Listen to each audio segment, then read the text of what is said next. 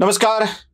अदानी समूह आणि त्याबाबत आलेला हिंडनबर्गचा रिपोर्ट याबाबतची चर्चा खूपच रंगू लागली आहे. याबाबत अनेक प्रश्न आपल्या सगळ्यांच्या मनामध्ये आहेत. LIC बुडणार का? SBI बुडणार का? हिंडनबर्गचा रिपोर्ट आत्ताच का आला? या रिपोर्ट मागचं खरं कारण काय? लोकांची जागृती की हिंडनबर्गचा फायदा? अदानी नेमके यावेळेला इस्रायलला का होते? त्यांनी आपले सगळेच FPO मागं का घेतले? अशी अनेक प्रश्न आपल्या मनामध्ये आहेत. मी आधीच सांगितलंय, अर्थकारणातलं मला काही कळत नाही, पण ते कळणाऱ्या माणसांच्याकडून आपण मात्र जाणून घेऊ शकतो. फायनान्स क्षेत्रामध्ये खूप मोठं काम करणाऱ्या, कॉर्पोरेट क्षेत्रामध्ये खूप मोठं काम करणाऱ्या पत्रकारांच्याकडून आपण हे जाणून घेणार आहोत. आपण आता बोलणार आहोत उदय निरुडकर सरांशी, ज्यांचा या विषयातला अभ्यास दांडगा आहेच आहे. त्यासोबत आपण त्यांच्याकडून हेही जाणून घेणार आहोत की यात खरोखर काही पत्रकारांचा सहभाग आहे का. चला तर आता गप्पा मारूया उदय निरुडकर सरांशी. सर नमस्कार, आपलं खूप खूप स्वागत आहे अॅनालायझर मध्ये. आपण खूप महत्वाच्या विषयावर चर्चा करणार आहोत आणि या विषयावर बोलणारा तुमच्यासारखा दुसरा अधिकारी माणूस सापडणार नाही, म्हणून ठरवलं की अॅनालायझर प्रेक्षकांना या सगळ्या विषयावर आपल्याकडून माहिती मिळवून द्यायची. विषय अर्थातच तुम्हालाही माहित आहे, आता प्रेक्षकांनाही म्हणा माहीत झालाय. अडाणीच्या विषयामध्ये खूप मोठ्या चर्चा आपल्याकडे येतात. हिंडनबर्गचा रिपोर्ट चर्चेला येतो आहे. या सगळ्यामध्ये मला पहिला प्रश्न महत्वाचा पडतोय की हिंडनबर्गनी अडाणी समूहाच्या विषयामध्ये नेमका आत्ता हा रिपोर्ट समोर का आणला, याचं टायमिंगच्या बाबत जरा फारच उत्सुकता सगळ्यांना आहे. त्यासोबत अजून काही घटना घडत होत्या त्याच्याशी काही कन्सर्न आहे का, जरा हे तुमच्याकडून जाणून घ्यायला खूप आवडेल. पहिली गोष्ट म्हणजे हिंडनबर्ग ही काही साव कंपनी वगैरे काही नाहीये. ही एक शेअर होल्डर ऍक्टिव्हिस्ट कंपनी आहे का, की बाबा सुशील कुलकर्णी, उदयनकर यांचे पैसे पडतायत, हे छोटे लघु इन्व्हेस्टर्स आहेत, त्यांच्या बाजूने मी उभी राहते वगैरे, असं काही नाहीये. ते स्वतः शेअर मध्ये गुंतवणूक करणारे आहेत आणि त्याच्याकरता ते ज्या मार्गांचा अवलंब करतात ते मार्ग संशयास्पद आहेत. त्यामुळे हे आधी क्लिअर करून घेऊ की जे आपल्याकडे माध्यमातून हिंडनबर्गने जगातला सर्वात मोठा संशोधन केलं आणि मला वाटतं आयझॅक न्यूटन आणि आईन्स्टाईन नंतर तेच, तर असं काही नाहीये. त्यांचे हेतू काय आहेत हे प्रश्नचिन्हांकित आहे, त्यांचं टायमिंग जास्त प्रश्नांकित आहे. मला असा प्रश्न पडतो की जर मोदी आणि अडाणी यांची जर जवळीक नसती तर त्यांनी असंच केलं असतं का? आणि हे आत्ताच त्यांनी फक्त केलंय का? भारताच्या अडाणीच्या बाबतीत केलं असं काही नाही. निकोला ही जी इलेक्ट्रिक व्हेकल कंपनी आहे त्याच्या मालकांबद्दल त्यांनी हेच केलं होतं. यापूर्वी देखील टॉप 10 मधल्या अनेक लोकांना त्यांनी टार्गेट केलं. त्यांच्यावर रिसर्च करायचं, त्यातला पब्लिश डेटा गोळा करायचा, त्याच्यावर आणखीन काही रिसर्च करायचं आणि मग काही गोष्टी स्पेक्युलेट करायच्या, अशा स्वरूपाचं त्यांचं काम आहे. त्यामुळे आता पहिली गोष्ट म्हणजे भारतीय संसदेचं अधिवेशन चालू होत आहे. अडाणीचा सर्वात मोठा 20,000 कोटीचा FPO मार्केटमध्ये आहे. अशा वेळेला त्यांचे शेअर शॉर्ट ट्रेड करून धुराळा उडवून द्यायचा आणि मतमतांचा गलबला करायचा, ही त्यांची स्ट्रॅटेजी आहे. दिस इज हिंडनबर्ग. म्हणजे या वेळेला मुद्दाम ही वेळ साधलेली आहे ज्या वेळेला FPO बाजारात येतो आहे आणि या सगळ्या गोष्टी होत आहेत. पण या सगळ्यामध्ये अडाणींच्याकडून एक नवा हे आलाय, उत्तर आलाय. जे त्यांनी तर त्या 88 प्रश्नावरचं उत्तर दिलेलंच आहे, पण अडाणींनी याला देशावरचा हल्ला अशा स्वरूपामध्ये मांडलाय. म्हणजे जरा जास्त होतंय की खरं आहे हे देशावरचा हल्ला वगैरे हा जो काही विषय आहे तो तुम्हाला कसा वाटतो? याला खरंच देशावरचा हल्ला म्हणता येईल? अडाणींनी असा स्टँड घेतल्यानंतर त्याच्यावर अनेकांनी टीका केली की नॅशनलिझमच्या मागे, देशभक्तीच्या मागे स्वतःला लपवायला पाहू नका, तर त्याऐवजी जे आरोप तुमच्यावर झाले, जे गंभीर प्रश्न समोर आले त्याची तुम्ही चर्चा करा, अशा प्रकारचे अनेक मुद्दे मांडले गेले. हिंडनबर्ग जेव्हा जेव्हा हल्ला करते एखाद्यावर तेव्हा साधारणतः त्या कंपनीला अक्षरशः शरपंजरी म्हणजे अक्षरशः हाडांचा सापळा करून ठेवते, इतकी त्यांची ताकद आहे. आणि ते त्यांचा असा रेकॉर्ड आहे की 80% शेअर प्राइस तुमची ती कोसळून देते. आपल्याकडे काय आहे, शेअर प्राइस कोसळण्याचं महत्व लक्षात घ्या की कॉर्पोरेट वर्ल्ड मध्ये एखादं लोन उचलताना त्याला तारण म्हणून तुम्ही काय देता? प्रत्येक वेळी तारण द्यायला काही तुमच्याकडे जागा, घरातलं सोनं वगैरे असं काही नसतं. तर तुमच्या कंपन्यांचे शेअर असतात, त्या शेअरच्या एक क्ष किमती असतात. समजा मला 10 लाख रुपयाचं लोन घ्यायचंय आणि 1,000 रुपयाचा माझ्याच कंपनीचे शेअर आहेत, तर त्यातले इतके शेअर मी त्यांना गिरवी ठेवतो त्याच्याकडे. आणि मग काय होतं, ते 1000चे शेअर 500 होतात. मग 500 झाल्यानंतर मला दुप्पट द्यायला लागतात. मग ते 500चे 250 होतात, मग आणखीन द्यायला लागतात. असं करता करता मी त्यातली जी माझी ओनरशिपला लागणारी शेअर्स आहेत ते गमावून बसतो आणि मग एकूणच तिकडे अफरातफरी माजते. त्यामुळे अडाणींच्या विषयी त्यांनी जेव्हा रिपोर्ट प्रसिद्ध केला त्यावेळेला 4 अडाणींच्या महत्वाच्या कंपन्या ज्यांचे शेअर गगनाला भिडलेले होते आणि ते मागच्या 2 वर्षात आश्चर्यकारकरित्या वाढले होते, हेही तितकंच सत्य आहे. त्या 4ही कंपन्यांना लोअर सर्किट लागला. तर लोअर सर्किट म्हणजे काय, तर they are hitting the rock bottom अशा प्रकारची. त्यात अडाणी गॅस ही पण कंपनी होती. अर्थात अडाणी उद्योग समूहाने त्यांचे हिडनबर्गचे जे आरोप आहेत त्या आरोपांना उत्तर म्हणून जे भलं मोठं 430 पानाचं वगैरे लिहिलं, त्याच्यामध्ये त्यांनी सुप्रीम कोर्टात हे सगळे प्रश्न चर्चेला आले होते आणि सुप्रीम कोर्टाने आम्हाला क्लीन चिट दिलेली आहे. त्या सगळ्याचे दाखले त्यांनी दिले, परंतु हिडनबर्गने काही त्याच्याकडे लक्ष दिलं नाही. हिडनबर्गने त्यांनी जे आरोप केले होते ते तेवढेच आरोप त्यांनी कायम चालू ठेवले. आता ह्याच्यामुळे काय झालं, याच्यामुळे एक भारतीय शेअर मार्केटला, भारतीय शेअर मार्केटमध्ये गुंतवणूक करणाऱ्यांना, त्याच्यावर विश्वास असणाऱ्यांना एक प्रचंड मोठी किंमत मोजावी लागली आणि त्यांची जी घसरण झाली ती घसरण इतकी जबरदस्त होती की ते पहिल्या क्रमांकावरनं 10 क्रमांकाच्या यादीतनं बाहेर पडल्यामुळे तुम्ही ते सोडून द्या, ते वैयक्तिक नुकसान आहे. त्या कंपनीचा शेअर गेल्यामुळे त्या कंपनीचं नुकसान झालं, हा त्या कंपनीचं नुकसान आहे. परंतु त्याच्यामुळे भारतीय शेअर मार्केटमध्ये जी उथल झाली, म्हणजे अगदी बजेट सादर झाल्यानंतर 1200 पॉइंट वरती गेलेला आमचा निर्देशांक तो सुद्धा झपकन पुन्हा खाली येतो. या सगळ्यामुळे जी एक व्होलॅटिलिटी आहे ती व्होलॅटिलिटी अतिशय मला चिंताजनक वाटते. लक्षात ठेवा सुशील की या पुढचं युद्ध जे आहे ना, ते युद्ध नॉट नेसेसरली की आपल्याकडे गोळ्या असल्या पाहिजे, दारुगोळा असला पाहिजे, आपल्याकडे क्षेपणास्त्र असली पाहिजेत, आपल्याकडे लढाऊ विमानं असली पाहिजेत, ह्याच्याने लढणं जाणार नाहीये. या पुढचं युद्ध हे ज्याला आपण इन्फॉर्मेशन नॅरेटिव्ह सेटिंग ज्याला आपण म्हणतो, त्या नॅरेटिव्ह सेटिंगवर लढणं जाणार आहे. The moment you set a particular narrative, म्हणजे cat in the pigeon box so they start flying, आणि अशा प्रकारची एक त्यांची रणनीती दिसते. जवळपास $70 बिलियन त्या एका ग्रुपचं नुकसान झालं, त्यामुळे इतर कंपन्यांचं नुकसान झालं. ही कंपनी भारतीय अर्थव्यवस्थेची अत्यंत महत्वाची आहे. याच्यामध्ये जी भारतातल्या कंपन्यांनी LICनी जी गुंतवणूक केली आहे ती फिनॉमिनली हाय आहे आणि त्याच्यामुळे या कंपनीच्या परफॉर्मन्सवर सगळ्यांचं लक्ष असणं, यांच्या FPOवर सगळ्यांचं लक्ष असणं हे अतिशय महत्वाचं होतं. यात आणखीन एक महत्वाचा मुद्दा आहे जो आपण समजून घेतला पाहिजे, की ज्याची जाणीव नॉलेज मराठी माध्यमांनी कधी चॅनल्सवरून दिलं नाही, ते म्हणजे ही कंपनी शॉर्ट सेलिंग करते. शॉर्ट सेलिंग म्हणजे काय, आता समजा मी एका कंपनीचे शेअर विकत घेतले, ते पैसे ताबडतोब देऊन टाकले आणि ते 1000 रुपयाचे शेअर माझ्या नावावर झाले. मग मी काय करतो, ते 1200 रुपयाचे झाले की ते विकून टाकतो आणि तो 200 रुपयाचा प्रॉफिट बुक करतो. हे क्लीन साधा व्यवहार झाला. परंतु शॉर्ट सेलिंग मध्ये ते उसनं घेतलं जातं, त्याचा वायदा केला जातो.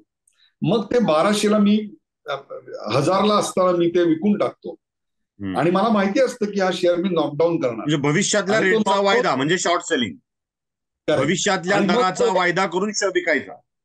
बरोबर आहे. आणि मग तो मी 300-400 पर्यंत खाली आणला की त्या रॉक बॉटम प्राइसला पुन्हा उचलून देतो. म्हणजे या मधल्या काळात जो मी प्रॉफिट कमवतो काहीही न करता, ऍक्च्युली कोणत्याही प्रकारची एक दमडीची इन्व्हेस्टमेंट न करता, तो इतका फिनॉमिनल असतो की त्याचा अंदाजही आपल्याला येणार नाही. आता तुम्ही म्हणाल सुशील की हे सगळं कायदेशीर आहे का? 100% कायदेशीर आहे. याला जगातल्या कुठल्याही कोर्टामध्ये आपल्याला चॅलेंज करता येणार नाही आणि केलं तरी त्याला काही एका मर्यादेच्या पलीकडे आपल्याला यश मिळणार नाही. हिंडनबर्ग असा दावा करते का की ती देशभक्तीसाठी, त्यांच्या देशातल्या देशभक्तीसाठी वगैरे करते? अजिबात नाही. ते सरळ सरळ स्पष्टपणे सांगतात की हे आमच्या प्रॉफिटसाठी आम्ही करतो. मी त्यांनी काही त्यांचे हेतू लपवलेले नाही, त्यांनी त्यांचं रिसर्च लपवलेलं नाही, त्यांनी त्यांचे आरोप लपवलेले नाही, त्यांनी त्यांची मोडस ऑपरेंडी लपवलेली नाही. त्यांनी यापूर्वी देखील असंच केलेलं आहे. आता गंमत काय याच्यामध्ये की खरोखरच अडाणी या कंपनीचे शेअर हे अवाजवीरित्या वाढलेले आहेत का? तर गेल्या काही दिवसामध्ये, गेल्या काही महिन्यामध्ये, विशेषतः कोरोनाच्या काळामध्ये त्यांच्या महत्वाच्या शेअर्सच्या ज्या किमती आहेत त्या अक्षरशः गगनाला भिडल्या. आता हे केवळ मॅनिप्युलेटेड आहे का? तर त्याचं उत्तर हो आणि नाही असं दोन्ही आहे. अशा करता की प्रत्येक उद्योग समूहाचा तुम्हाला एक प्रश्न असा विचारतो की अदानी ग्रुपच्या शेअर्सचं शॉर्ट सेलिंग, बॉन्डचं शॉर्ट सेलिंग केलं ते या हिंडनबर्ग कंपनीने.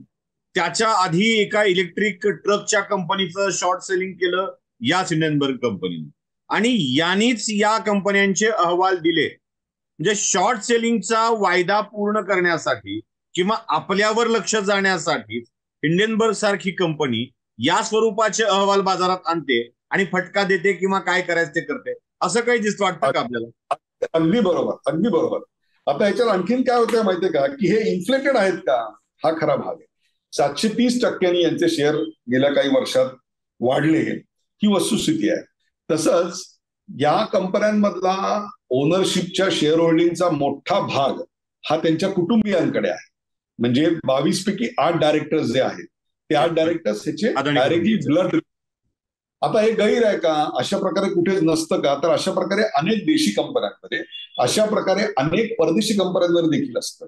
त्यामुळे फॅमिलीमध्ये त्याची ओनरशिप असणे एक आहे. आता विप्रो सारखी कंपनी पण तुम्ही पाहिलं असेल तर large ownership of this company is with the owners only.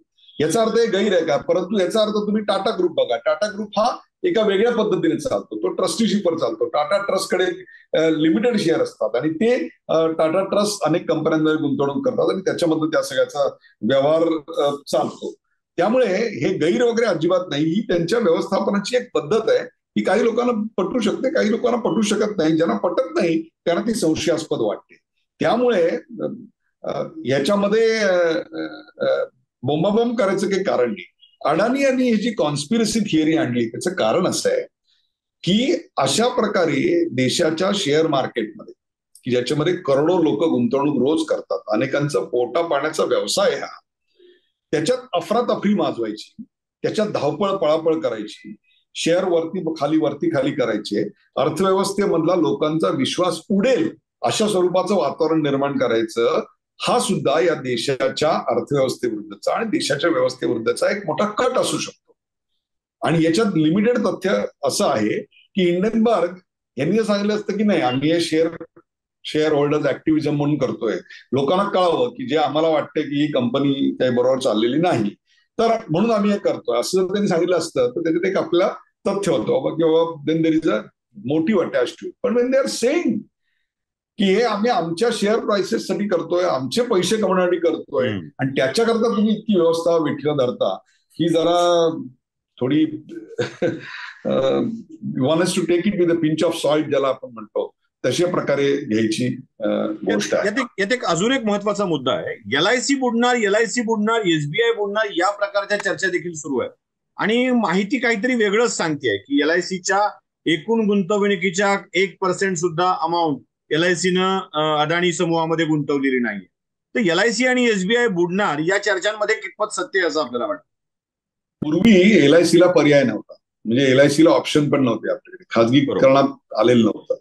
तेव्हा तर LIC बुडणार वगैरे असं कधी बोललं जात नव्हतं. आणि आता ते पर्याय निर्माण झाले आणि ते पर्याय निर्माण झाल्यानंतर लगेच असं बोललं खूप जाऊ लागलं की LIC बुडणार, LIC. आणि हे काय LIC बुडणार हे मी आज ऐकत नाहीये. LIC बुडणार हे मी या आधीच्या अनेक शेअर मार्केटमधल्या चढाओढींमध्ये, म्हणजे उतार चढांमध्ये हे ऐकलेलं आहे. आता ते लांडगा आला असं झालेलं आहे की LIC बुडणार वगैरे. आणि मग त्याचे विनोद फिरायला लागले की LICच्या बिल्डिंगला टायर आणि हे बांधले गेले का, तर ती तरली पाहिजे. इट्स ऑल बुलशिट इन नाव. लक्षात ठेवा, कशी गुंतवणूक करायची, काय गुंतवणूक करायची, याचे इतके स्ट्रिक्ट नियम आहेत. मी एका 10,000 कोटीच्या कंपनीच्या संचालक मंडळावर आहे आणि त्याच्या ऑडिट कमिटीचा चेअरमन आहे. तुम्हाला सांगतो, कुठलाही निर्णय घेताना मला मनात आलं म्हणून मी असं केलं, मला मनात आलं म्हणून सुशील कुलकर्णींना मी 50 लाख असं देता येत नाही. लक्षात घ्या तुम्ही. याचा अर्थ फोन येत नाहीत का, याचा अर्थ दबाव येत नाही का? येणार आहे. आपल्या काळातल्या कंपनीचा ती अंकित असावी आणि आपल्या लोकांचा बेनिफिट या नॉर्मल गोष्टी आहेत. परंतु सेबी आहे, भारतामध्ये RBI आहे, अनेक अशा यंत्रणा आहेत की ज्या हे सगळं बघत असतात. ह्या यंत्रणा कायम यशस्वी झाल्यात का? IL&FSच्या काळामध्ये कुठे यशस्वी झालेल्या होत्या. IL&FS हा ठरवून केलेला फ्रॉड होता. मी स्वतः IL&FS मध्ये अतिशय उच्च पदावर होतो आणि ते कसं घडलं हे जवळून पाहिलं की मला 2011 साली ते असह्य झालं आणि हे एक दिवशी फुटणार याचा अंदाज येऊनच मी समजवायचा प्रयत्न केला. समजत नाही कळल्यानंतर मी शांतपणे तिथून बाहेर पडलो. अर्थात ते उजेडात यायला सुद्धा 4 वर्ष पुढे 5 वर्ष झाली. इतका तो सगळा भीषण घोटाळा. या यंत्रणांना ऑडिट कंपन्या, ऑडिट कमिटी असते, त्याच्यानंतर एक्सटर्नल ऑडिट असतं, त्याच्यानंतर सेबी असतं. या सगळ्या यंत्रणा काय झोपलेल्या होत्या का? तर काही वेळा त्यांच्या व्यवहारामध्ये एक प्रकारची संशयास्पदता आहे हे मान्यच करून मी सांगतो की प्रत्येक वेळी ते तसेच वागत असतील असं काही समजायचं कारण नाही. कारण सरकारी व्यवस्था सुद्धा प्रत्येक स्कॅम नंतर शहाणी होत जाते की अरे असा लूपहोल शोधलाय, अरे यावेळी हे असं केलेलं आहे, यावेळी तसं केलेलं आहे. पण एक लक्षात घ्या Sushil, when there is a will to cheat it is very difficult to stop. कारण सगळ्या गोष्टी लिहिलेल्या असतात, परंतु जेव्हा मला फसवायचीच आहे एखादी गोष्ट त्यावेळेला मात्र त्याला पायबंद घालणं खरंच कठीण होऊन बसतं. आता हिंडनबर्गचा रिसर्च काय आहे मला तुम्ही सांगतो, त्याचं महत्वही तुम्हाला सांगतो, त्याचा शेअर मार्केटवरचा इम्पॅक्टही तुम्हाला सांगतो. त्यांनी काय केलंय, त्यांनी 3-4 प्रकारात त्या रिसर्चची मला मांडणी करता येईल. पहिली गोष्ट म्हणजे तुम्ही जर कुठल्या कंपनीचे शेअर घेतलेत, बॉन्ड घेतले, त्या कंपनीची सगळी लिस्टेड माहिती तुम्हाला मिळते. त्याच्यामध्ये त्याचे फायनान्शियल रेशोज, पी रेशो काय आहे, त्याच्यानंतर सगळ्या प्रकारचे you ask for any ratio ते आहेत. आणि मग त्यातला कुठला रेशो किती असला की हेल्दी आहे याचे काही पॅरामीटर्स आहेत. म्हणजे आपण जसं ब्लड टेस्ट करून घेतो, मग बिलिरुबिन किती आहे, आपलं ग्लुकोज किती आहे, फास्टिंग किती आहे, याचे काही नॉर्म्स आहेत. ते अमुक याच्या वरती गेलं की डॉक्टर म्हणतात नाही नाही हे तुमचं बरोबर नाही. तसंच हे आहे. दुसरं काय आहे की प्रत्येक रिपोर्टमध्ये काही गाळलेल्या जागा असतात, त्या उत्कृष्ट फॉरेन्सिक ऑडिटरला शोधायच्या असतात. त्या शोधायचा यांनी प्रयत्न केला आणि मॉरिशस मधल्या काही कंपन्या होत्या ज्या कंपन्यांनी इथे गुंतवणूक केली होती त्यांच्याविषयी त्यांनी एक प्रश्नचिन्ह त्याच्यात उपस्थित केलं. आता अशा प्रकारची गुंतवणूक फक्त याच एका कंपनीत आहे का? तर अशा भारतामध्ये शेकडो कंपन्या आहेत की ज्याच्यामध्ये अशा प्रकारच्या गुंतवणुका आलेल्या आहेत. तिसरा त्यांनी ऑब्जेक्शन घेतलं की तुम्ही तुमच्या फॅमिलीमध्ये या सगळ्याचा खेळता प्रकार ठेवलेला आहे, तर त्याच्यात काही म्हणजे असं कुठे लिहिलेलं आहे का की फॅमिलीला हे देता कामा नये. काही कंपन्यांची स्ट्रॅटेजी मगाशी मी डिटेलमध्ये सांगितलं की ती आहे. फार मोठी कर्ज या कंपनी शेअर प्राइसच्या वाढलेल्या आधारावर घेतलेली आहे, हे सत्य आहे आणि त्याची त्या कंपनीला जाणीव आहे आणि वारंवार त्यांनी सांगितलेलं आहे की आम्ही ती जे आमचं अवलंबित्व आहे ते कमी करण्याकरता सातत्याने प्रयत्न करत आहोत. जेव्हा तुम्ही इतक्या मोठ्या प्रमाणात इतक्या वेगाने वाढता त्यावेळेला अशा प्रकारच्या गोष्टी घडतात. त्या क्षम्य आहेत असं मी म्हणणार नाही, मी फक्त त्याचं एक्सप्लेनेशन काय असू शकतं ते दिलेलं आहे. आता गंमत काय झाली या सगळ्याच्या मध्ये की तेच अवलंबित्व कमी करण्याकरता तिने अशा प्रकारे रोखीव उभारणी अशा प्रकारे FPO काढायचा प्रयत्न केला. आता हे रोजच्या पगारासाठी होते का? काही कुठल्या प्रोजेक्ट बोंबळणार आहे का याच्यामुळे? तर अजिबात नाही. आणि ते त्यांनी आज सकाळी जे त्यांचं विधान आलेलं आहे अडाणी साहेबांचं, त्यात त्यांनी स्पष्टपणे दिलेलं आहे की मी हे का केलं. त्यांनी जो FPO मागे घेतला त्याच्या नंतर आपण बोलू, पण तेव्हा त्यांनी स्पष्टपणे सांगितलं की इथे काही ताटात अन्न नाही अशातला काही भाग नव्हता, काही वेगळ्या गोष्टी करायच्या होत्या, त्याच्याकरता ते थांबले, ते आपण आता आहेत तेव्हा करू. त्यामुळे ही एक गोष्ट आहे. परंतु एक विचार करण्यासारखी गोष्ट आहे त्या कंपनीने आणि त्यांनी की आपल्या मागे हे का लागले, आपल्या मागे लागण्यामागची जी कारणं आहेत त्या कारणांचा शोध घेऊन मला असं वाटतं त्यांनी त्याच्यावर उपाययोजना करणं हे देखील तितकंच आहे. दुसरं, भारत हा एवढा वीक आहे का? 140 कोटीचा भारत एवढा वीक आहे की एका कंपनीच्या कमी जास्त आणि वर खाली होण्यामुळे बर्बाद होऊन जाईल. चित्र तर तेच निर्माण केलं जात आहे ना की अदानी, अंबानी हेच उद्योजक आहेत, सगळा भारताचा उद्योग यांच्याकडेच दिलेला आहे आणि यांचं पतन म्हणजे भारताच्या अर्थव्यवस्थेचं पतन. याला कारण मोदी आहेत, ज्या मोदींनी हे सगळं घडवलं, असं चित्र उभा केलं जात आहे ना. तुम्ही म्हणताय आपल्याकडे सगळ्याच गोष्टीला मोदी जबाबदार असतात. म्हणजे सकाळी मॉर्निंग वॉकला गेल्यानंतर त्या ठिकाणी कचऱ्याचे ढीग साठलेला असतो एखाद्या ठिकाणी, 2 दिवस 1 दिवस तिकडे कचरा साफ करणारे कर्मचारी आलेले नसतात, त्यालाही मोदीच जबाबदार असतात. त्याला काय मी ठीक आहे, आता लोकांची मत आहेत, त्याला मी काही बोलणार नाही. परंतु याआधी सत्यम झालं याआधी हर्षद मेहता झाला, याआधी आपल्याकडे केतन पारीख झाला. हे झाले भूषणावा नाही आहेत, ते आमच्या व्यवस्थेवरचा डागच आहे. आमच्या व्यवस्थेतली त्रुटीच दाखवत आहेत. आमची व्यवस्था किती व्हल्नरेबल आहे हेच दाखवत आहे. परंतु याच्यानंतर सुद्धा इंडियन स्टॉक मार्केट हे प्रचंड स्ट्रॉंगपणे उभं राहिलं, हे आपण का बघत नाही? प्रत्येक वेळी सेबी, आरबीआय ही व्यवस्था अधिकाधिक रोबस्ट होत गेली, विश्वासार्ह बनत गेली, हे का आपण बघत नाही? अनेक होणारे स्कॅम, अनेक होणाऱ्या गोष्टी यांच्या धाकामुळे कोणाला करता आल्या नाहीत. ह्याच्याबद्दल तुम्हाला काय म्हणायचंय? त्याबद्दल ही मंडळी अतिशय गप्प असतात. पुन्हा या कंपनी जे रिसर्च केलं ना, ते सुद्धा हाफ ट्रूथ आहे. हे काही संपूर्ण त्यांनी काढलेलं सत्य आहे असं त्याच्याविषयी काही म्हणता येणार नाही. याचं कारण असं आहे की ज्या वेळेला तुम्ही शेअर होल्डर्सच्या हितासाठी काम करता, त्यावेळी तुमच्या रिसर्चचा दृष्टिकोन वेगळा असतो. मला इथे पैसे कमवायचे आहे, मला माझे पैसे मिळाले, रात गई बाग गई, हा जेव्हा तुमचा उद्देश असतो त्यावेळेला ते रिसर्च कम्प्लीट नसतं.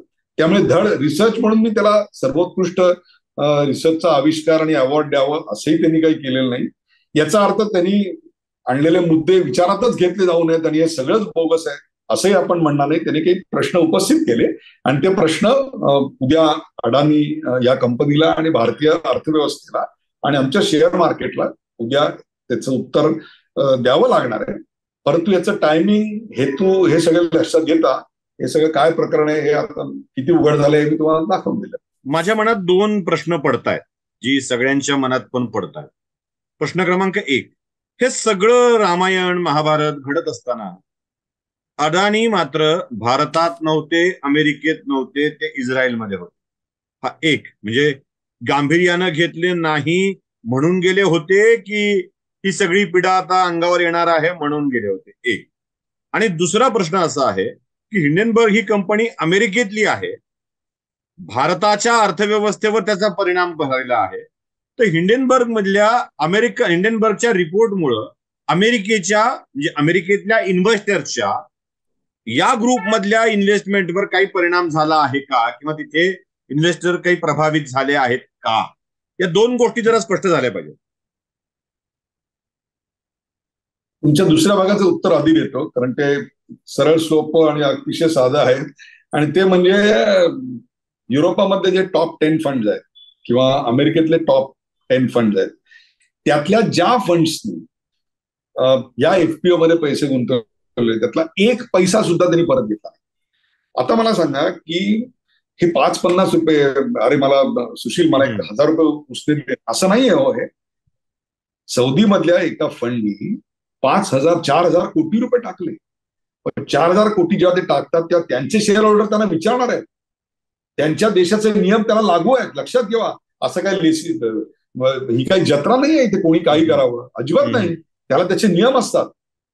या 7-8 ज्या फर्म होत्या युरोपामधल्या, अमेरिकेमधल्या, अमेरिकन एक्सप्रेस सारखा फंड आहे, आणि मी स्वतः फायनान्शियल वर्ल्ड मध्ये काम केलंय 5 वर्ष. अनेक एफपीओ ज्याला म्हणतो, एडीआर आणि जीडीआर वर्ल्ड मार्केटमध्ये जाऊन मी रेस केलेत. ते इतका अभ्यास करतात तुमचा, तुम्हाला सांगतो. म्हणजे अक्षरशः एखाद्या इन्व्हेस्टर मीट नंतर तुम्ही घामानं थपथपलेले असतात एसी मध्ये. इतके बारीक सारीक तुम्हाला प्रश्न विचारतात की it's worse than interrogation actually, frankly I am telling. आणि त्यात तुमचं शेअर मार्केट, तुमच्या कंपनीची प्रोफाईल, तुमच्या कंपनीतल्या माणसांचे बायोडाटाज, तुमच्या आतापर्यंतच्या अचिव्हमेंट, त्यातल्या फ्लॉज, हे सगळं उघड होत असतं. लक्षात ठेवा, तो एक आरसा असतो आणि यू कॅनॉट बी, तिथे तुम्ही नेकेड असता अक्षरशः. त्यामुळे त्या कंपन्यांनी काही एक दमडी यांच्यातनं काढून घेतली. नंबर 1. तुमचा जो पहिला प्रश्नाचा भाग होता तो म्हणजे हे सगळं घडत असताना अडानी इथे थांबायला पाहिजे होतं वगैरे वगैरे, किंवा ते तिकडे काय करत होते इस्रायलमध्ये. इथे थांबवून जी उत्तरं द्यायची होती ती उत्तरं 435 पानाचं उत्तर त्या ग्रुपनी दिलेलं आहे. त्याकरता त्या चेअरमननीच इथे असलं पाहिजे अशी अपेक्षा कितपत योग्य आहे एका ग्लोबल ग्रुपसाठी, याचा आपण विचार केला पाहिजे. दुसरी गोष्ट, आणि ती अतिशय महत्वाची आहे, ती फार कमी भारतीय लोकांना माहिती आहे, आणि ते म्हणजे एक इस्रायलशी आपले अतिशय मैत्रीचे संबंध आहेत. इस्रायल आपला नॅचरल पार्टनर आहे. हैफा अशा नावाचं एक बंदर आहे, त्याचं खाजगीकरण, आधुनिकीकरण हा भाग होता.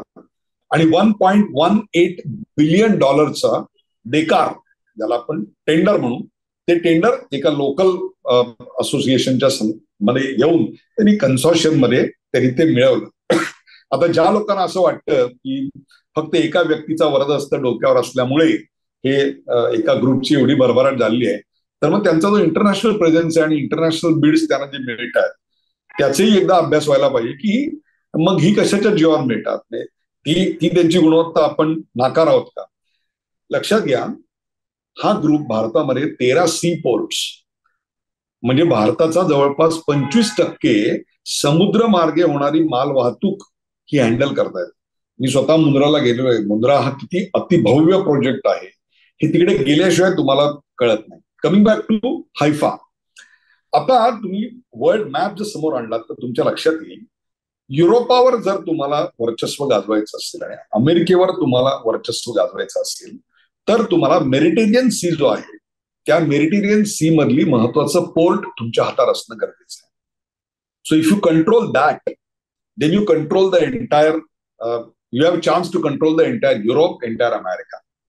आणि हायफा जिओग्राफिकली जिओपॉलिटिकली हे त्या वंडरफुल लोकेशनला आहे. दुसरी एक तुम्हाला आठवण सांगतो हायफाची की जे फार कमी लोकांना माहिती आहे.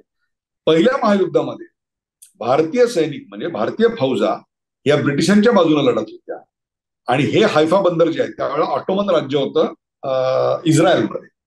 त्या ऑटोमन राज्याचा पराभव करण्याकरता रक्त कोणाचं कामी आलं तर ते भारतीय शूर जवानांचं कामी आलेलं आहे. आणि हे हायफा बंदर मिळवण्याकरता शेकडो भारतीय जवानांनी आपल्या प्राणाची बाजी लावली, कित्येकाने आपले जीव गमावले, अवयव गमावले.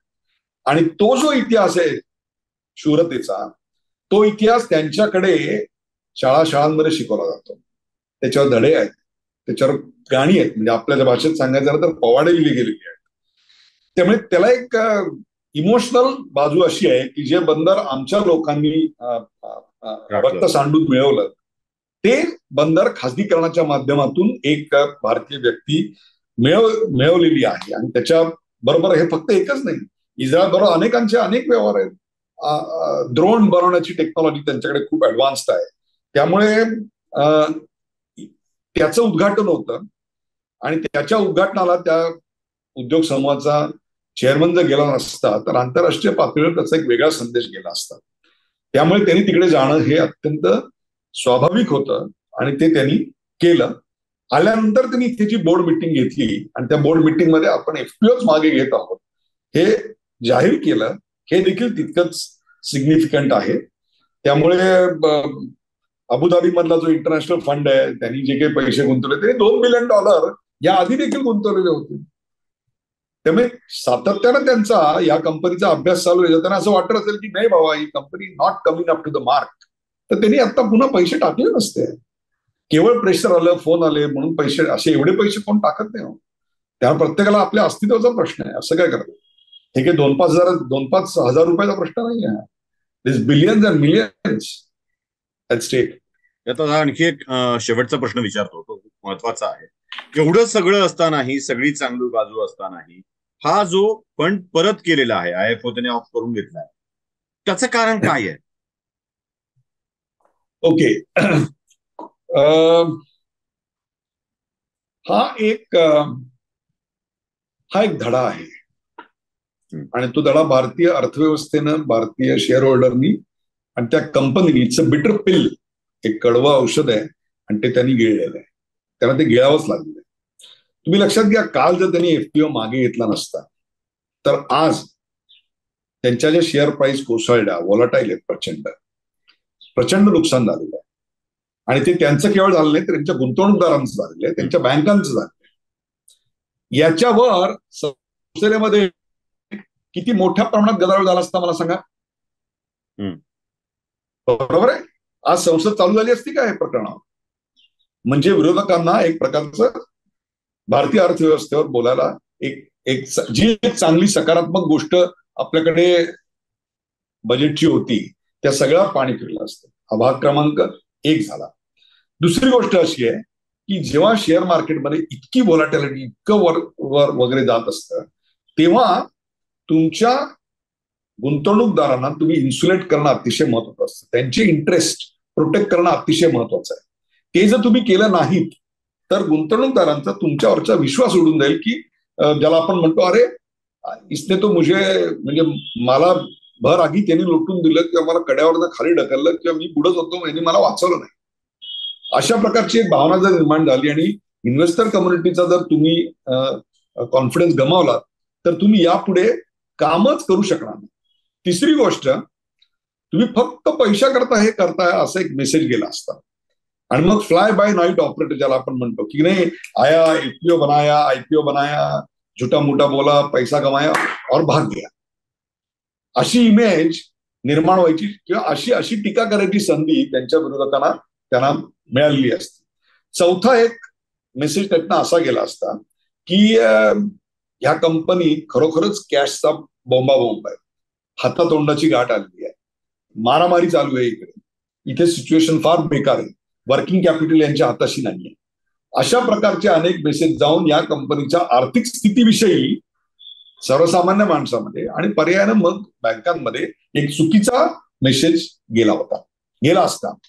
याच्याकरता त्यांनी तो एफपीओच कॅन्सल करून टाकला. मगाशी मी सांगितलं असतं की तो रोजचे पगार द्यायला आणि रोजची कॅश सिच्युएशन सॉल्व्ह करायला मुळीच नव्हता. आजपर्यंत अडाणी या उद्योग समूहाचा घेतलेलं कर्ज परत करण्याविषयीचा ट्रॅक रेकॉर्ड तुम्ही तपासून पहा. मी बाजू अजिबात घेत नाही. We only go by facts and numbers. याचा अर्थ हिंडनबर्गचा अहवाल फालतू आहे अजिबात नाही. त्यांची लोन खूप जास्त आहे त्याच्याविषयी काही शंकाच नाही, पण त्यातली किती लोन ही रिस्की आहेत, किती लेस रिस्की आणि किती नॉन रिस्की आहेत याचा विचार करा. आता समजा तुम्ही एक कर्ज काढताना तुमच्याकडे एक 50,000चं सोनं आहे ते तारण म्हणून ठेवलं तर ते सेफ आहे ना लोन बँकेला. परंतु उद्या तुम्ही शेअर मार्केटमध्ये समजा आणि ते शेअर 100 रुपयाला विकले जातात आणि तुम्ही ते शेअर मार्केटमध्ये टाकले आणि ते उद्या 25 रुपयावर आले, झालं कधी बँक बोंबली का? मग that's a very risky investment, that's a very risky loan which they have given. त्यामुळे त्यांच्या सगळ्या लोनचा हे सगळा वर्गीकरणाचा अभ्यास केला पाहिजे.